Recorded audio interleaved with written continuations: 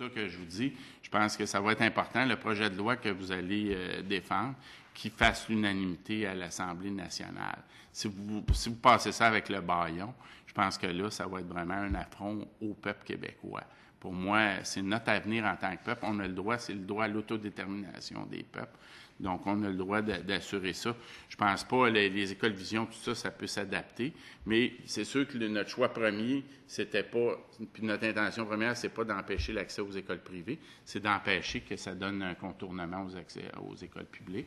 Et là, on n'a plus d'autre choix avec la loi 100. On peut s'imaginer toutes sortes de stratagèmes, comme M. Bernard a dit, mais ça revient tout au même. Ça finit tout à donner accès aux écoles publiques à des gens. Puis c'est assez loufoque, même les règlements, le cadre réglementaire de la loi 103, je ne comprends pas pourquoi il est retiré de la loi aussi. J'en ai parlé, on a eu beaucoup de difficultés à le trouver. Même à un moment donné, on pensait qu'il n'était pas du tout publié. On l'a trouvé sur le site du ministère de l'Éducation. Mais même la protectrice du citoyen a dit que, bon, pour assurer une application équitable de la loi à tous les citoyens, il faudrait que le cadre réglementaire soit dans la loi 103. Alors, quand on parle des droits individuels, bien ça, je pense que ça va bafouer les droits individuels si on fait ça. Parce que là, l'accès aux écoles anglaises, qui est névralgique pour l'avenir du français, peut être modifié par un simple règlement sans même toucher à la loi. Ça, je trouve que ça n'a pas de bon sens. Mais seriez-vous satisfait si on incluait le règlement dans la loi? Bien, ça serait un pas de plus. Je pense qu'à ce moment-là, si vous vouliez le modifier ou quiconque voulait le modifier par la suite, il serait obligé de modifier la loi. Ça ne pourrait pas donner lieu parce que là, ça laisse place à l'arbitraire. Puis je le regardais, le projet de règlement, puis je vous dis, c'est vraiment incroyable. Là. On décide que ceux qui ont des bonnes intentions peuvent contourner la loi. Si vous voulez faire un parcours authentique, vous avez l'intention vraiment de vous intégrer à la communauté anglophone, là, c'est correct, vous pouvez contourner la loi 101, ça revient à peu près à ça. Un parcours authentique, là, on dit que ça va être 3 ans. Bon, mais 3 ans, t'envoies ton enfant 3 ans, après ça, ça lui donne le droit d'aller à l'école anglaise publique, ses frères et sœurs et leurs descendants. C'est vraiment pas une solution acceptable. Moi, je pense que... Puis, il n'y a rien qui va empêcher, à un moment donné, comme on voit le gouvernement fédéral aller, qui finance des fonds pour permettre aux gens de se payer le contournement de la loi 101. Ça ne me surprendrait pas. Donc, moi, je pense qu'il y a une seule voie, c'est d'appliquer la loi 101 aux écoles privées non subventionnées. Il y a moyen de le faire de façon raisonnable, de façon à respecter les écoles religieuses, de façon... Une religion qui se donne dans une langue ou l'autre, je pense que ce n'est pas ça qui est l'essentiel. Donc, moi, je ne vois pas en quoi ça brimerait. C'est sûr que c'est une restriction plus considérable des libertés individuelles que la loi 104, mais là, on n'a pas d'autre choix. Le gouvernement fédéral, puis c'est vraiment étrange ce jugement-là. Moi, en tout cas, j'ai beaucoup de difficultés à comprendre qu'ils ont pu... puis je suis pas le seul, puis même des intervenants qui sont pas du tout de la même opinion générale sur la langue, comme André Pratt, tout ça, avait déclaré un peu avant que si le gouvernement fédéral, si la Cour suprême invalidait la loi 104, qu'on serait justifié d'envisager d'appliquer la loi 101 aux écoles privées non subventionnées. Là, il a commencé à reculer un peu. Mais moi, je pense qu'on est tout à fait justifié de le faire. Et je pense que là, on pourrait avoir quelque chose, un signal qui dirait que vraiment le gouvernement libéral est sincère quand il dit qu'il veut assurer l'avenir du français. Toute la situation que vous décrivez sur Montréal et le Québec, est-ce que vous croyez qu'en appliquant la loi 101 aux écoles privées non subventionnées, on réglerait ces situations-là? Ça serait un pas dans la bonne direction. Je pense qu'il faut absolument appliquer la loi 101 au cégep. Il faut reconfigurer éventuellement, peut-être graduellement, le financement des universités, parce que sous-financer les universités francophones, comme ça se fait en ce moment, c'est illogique. Je pense en ce moment, il y a plus de profs d'université dans les universités anglaises que dans les universités françaises. Donc, vous n'avez presque pas le choix. Donc, c'est sûr qu'il y a plus que 50% des allophones qui vont fréquenter les universités anglaises, mais c'est comme ça pour toutes les institutions. Si on regarde les hôpitaux, il y a déjà trop d'hôpitaux anglophones par rapport à la proportion d'anglophones. La loi 101, au départ, premièrement, le statut dit bilingue, là, anglais-français, il devait être accordé seulement de façon temporaire. Par la suite, ça a été modifié. Je pense que c'est la loi 57, c'est devenu permanent. Puis deuxièmement, ça, c'est encore écrit dans la loi, c'est supposé être réservé à des institutions qui servent une majorité d'anglophones ou d'italophone, si c'est le statut bilingue italien, français ou d'une seule langue.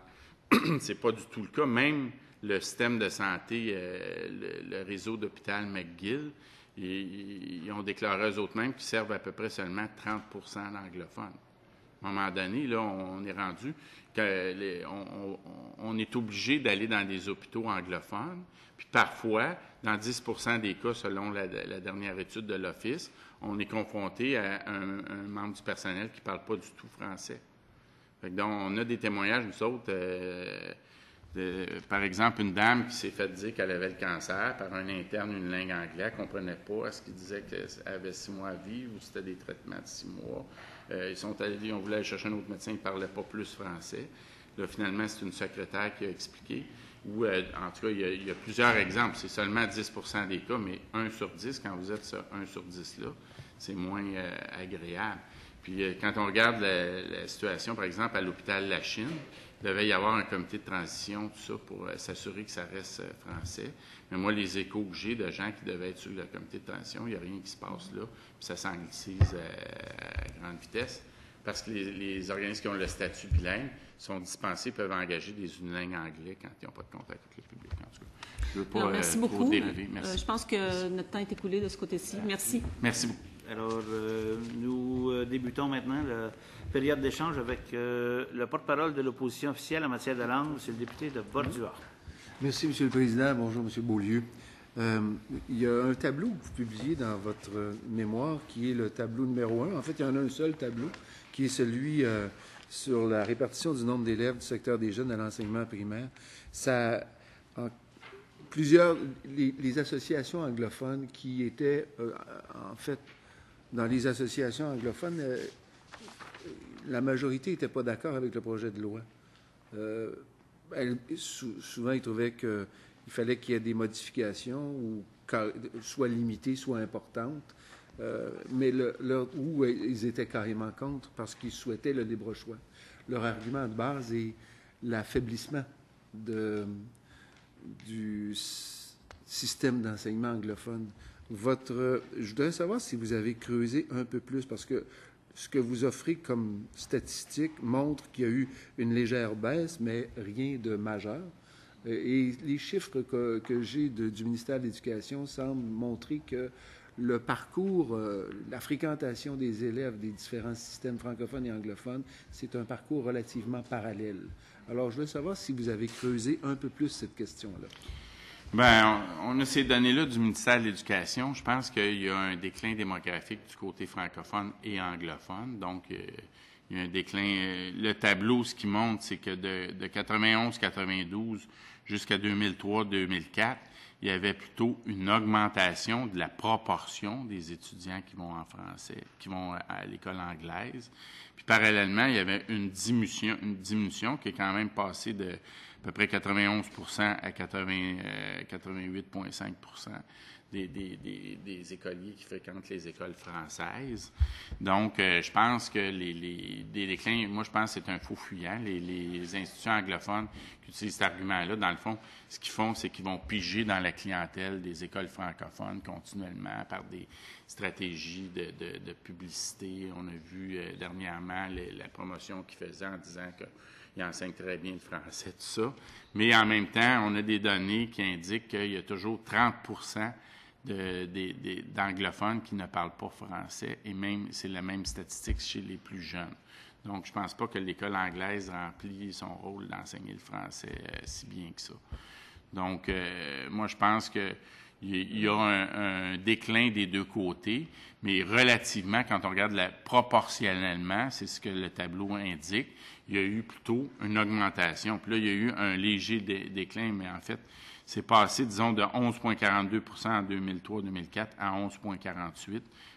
Ça passé par 11,51. C'est comme stabilisé. Je pense que ça monte, ça descend. Mais il ne faut pas oublier qu'il y a d'autres voies de contournement de la loi 101 qui commencent à être de plus en plus populaires. Même quand je suis allé en Brun, en Ontario, il y a un journaliste qui m'a dit qu'il préparait un reportage là-dessus parce qu'il y a beaucoup de gens qui passent par l'Ontario. Et c'est très encouragé par des journaux comme The Gazette, tout ça. Je me souviens, il y a peut-être 3 semaines, j'étais assez surpris de voir la une. Il disait c'est une mère qui avait gagné une grande victoire. Elle avait amené ses enfants en Ontario. Elle avait finalement réussi à contourner la loi 101. Mais dans les médias anglophones, on présente ça comme des grandes victoires. Puis on indique un peu par quelle voie on peut contourner la loi 101. Je pense que c'est dommage, mais c'est le résultat de gouvernements qui ont été ambigus, qui ont tergiversé. Je pense qu'il faut être clair. Puis à ce moment-là, je pense que même la population anglophone gagnerait beaucoup à être davantage inclus et à faire davantage partie de la société québécoise, à développer un sentiment d'appartenance, parce qu'il y a un problème de déficit migratoire important chez les jeunes. Puis moi, je pense que ça se trouvait à être contré si le système permettait que ces gens-là aient une meilleure connaissance du français et de la société québécoise.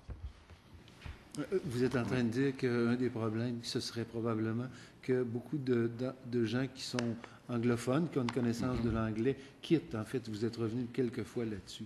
Il y a une sorte de migration. Il y a plus de mobilité, en fait. Ce qu'on sait, c'est que quand il y a plus de mobilité chez les anglophones. C'est ce que vous dites. Si on regarde, par exemple, la principale raison, parce que dans les faits, en 2006, c'était une première, il y a eu un déclin du français par rapport à l'anglais. Mais avant ça, il y avait quand même une augmentation de la proportion de francophones, mais qui était due au déficit migratoire des anglophones qui quittent Montréal pour l'extérieur du Québec. Il y a eu quand même près de 30 de la population anglophone qui a quitté de cette façon-là, mais ils ont pratiquement tout récupéré parce qu'ils réussissent davantage que la langue française à intégrer. Les transferts linguistiques vers l'anglais sont beaucoup plus forts proportionnellement. Parce que, puis la raison, je pense, c'est parce que le français n'est pas la langue officielle au Québec. Le Québec est un État bilingue dans la réalité. Si vous allez dans n'importe quel service gouvernemental, vous allez avoir les services en anglais. Vous allez chercher votre permis de conduire, vous pouvez l'avoir en anglais, vous avez le service. Même, il y a des démarches, je pense, parce que nous autres, il y a des employés de ça qui ont dénoncé ça. Ils ont dénoncé ça aussi dans les journaux. On coche, quand quelqu'un, un nouvel arrivant, demande d'être servi en anglais, on cochait une thème langue, puis il était servi en anglais pour le reste de ses jours. Il y avait une étude du Devoir qui avait montré que 75 des immigrants allophones à Montréal sont servis uniquement en anglais par le gouvernement du Québec. Alors moi, je pense que ce bilinguisme-là institutionnel fait que, d'une part, les gens de la communauté anglophone peuvent vivre complètement en vase clos, complètement de façon anglaise, sans jamais avoir à servir du français. Puis les allophones, il y a une bonne proportion des allophones qui le font.